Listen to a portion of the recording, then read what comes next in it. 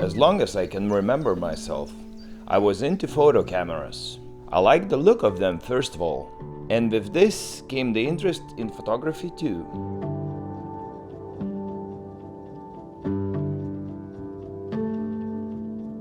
When I got serious with photography around 2008, I would buy 35 and medium format film cameras to get that depth effect in my pictures, as the digital cameras I could afford had only a APS-C sensor in them, and it didn't give me that bokeh effect I wanted the most. So once I got my hand on first Sony A7, I fell in love. My first A7 was paired with incredible 55mm Sony Zeiss f1.8 lens. I still love this lens and I think it's perfect for portraits and even video use. One thing I'm so thrilled by the new camera technology is the color depth the cameras can produce. For the photos it was already awesome since the first generation of A7 cameras, especially if you shoot RAW. For videos, there were good options available, but to get that perfect look, you needed to be good at color grading. The Generation 3 gave us HDR in video, and now my videos can look great almost straight from the camera. Also, the in-body stabilization makes handheld filming an easy thing. It might be not as stable as the small sensor cameras like RX models, but don't forget that the camera has to stabilize a huge sensor. I think the stabilizer works pretty well, and the effect it gives is very pleasant and good looking. I heard some people complain about the lack of 10-bit video, but I'm glad that shooting 8-bit, my 4K videos still fit in my hard drives and my old computer can handle them. It is sharp, the colors are amazing, and for everything I need is more than enough.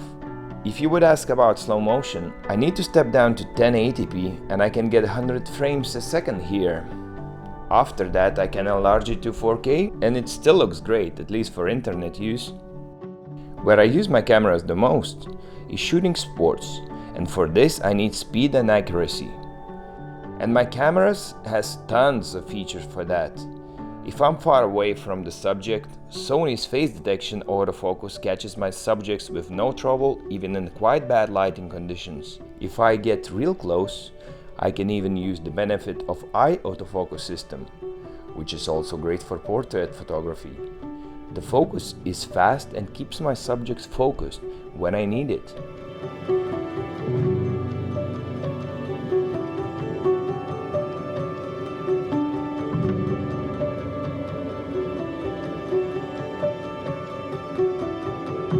I did learn photography from documentary photographers. I never liked my models to pose too much. I always liked the natural photography. So while shooting I usually try to catch photos instead of making them. And having fast and snappy focus with features like eye autofocus, animal eye autofocus, face detection makes things so much easier. No matter how good the camera is, if it doesn't have great lenses, it's not the perfect choice.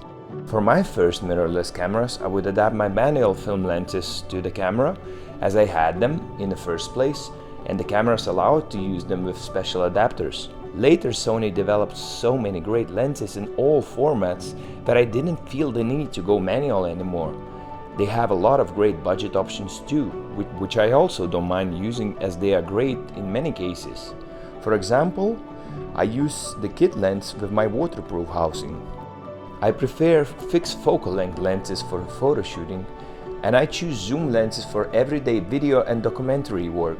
My main zooms are 16-35 G master lens and 24-105 G lens.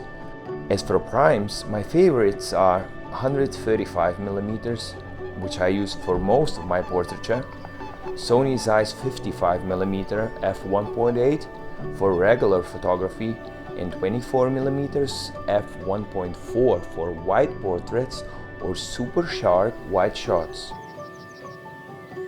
The gear that Sony is making is incredibly high quality, and I think it makes me a better photographer too.